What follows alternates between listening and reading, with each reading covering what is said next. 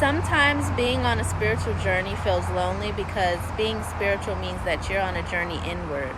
And when you go inward, it's just you versus you. Sometimes being on a spiritual journey feels lonely because you realize you're surrounded by people who do not go inward. They live in a state of existing subconsciously. Everything they do is from a subconscious state.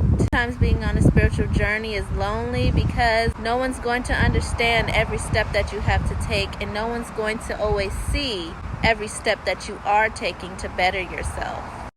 Sometimes the spiritual journey is lonely because the people you're surrounded with cannot seem to understand you. Sometimes the spiritual journey is lonely because you are meant to change the world around you, and you cannot do that by being the same as everything around you.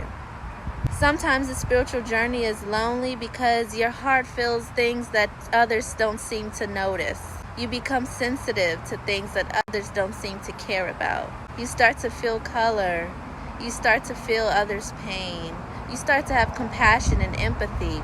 Sometimes going on a spiritual journey is lonely because you realize that a lot of people don't feel compassion and empathy the way that they're supposed to. Sometimes the spiritual journey is lonely because you realize that your friends that you've known for so long are actually very materialistic, and their conversations are shallow, and you're looking to go deeper. You're looking to learn more.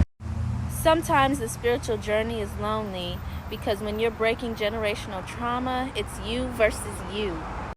And most importantly, sometimes going on a spiritual journey is lonely because you don't know how to appreciate your own company, and you don't know how you exist in everything and everything exists within you. You don't realize that you're never alone.